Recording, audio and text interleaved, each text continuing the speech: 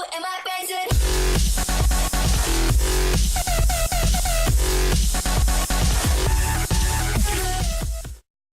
Um avião de pequeno porte caiu no Sergipe nesta segunda-feira, 27, e foram encontrados documentos do cantor Gabriel Diniz, do sucesso Jennifer, It do Carnaval 2019. A assessoria de imprensa do cantor confirmou ao programa Balanço Geral, da TV Record, que ele estava no voo.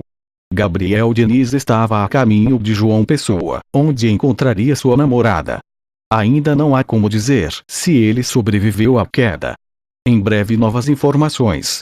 Um avião de pequeno porte caiu em um mangue no povoado Porto do Mato, em Estância, C, na região sul de Sergipe, no início da tarde desta segunda-feira, 27, informou o Corpo de Bombeiros Militar.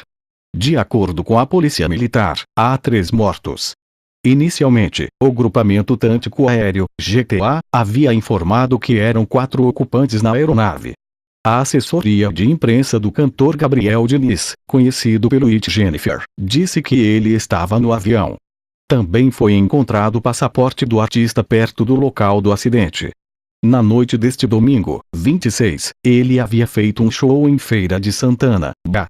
Segundo documentos achados no local do acidente ao lado do passaporte de Gabriel Diniz, a aeronave é um bimotor Piper prefixo PTKLO, com capacidade para 4 lugares e registrado em nome do Aeroclube de Alagoas. A aeronave, segundo o Registro Aeronáutico Brasileiro, RAB, da Agência Nacional de Aviação Civil, ANAC, só pode ser usada para voos de instrução. Uma moradora da região disse que o avião passou por cima da casa dela e caiu em seguida. Foi ouvido um estrondo na região.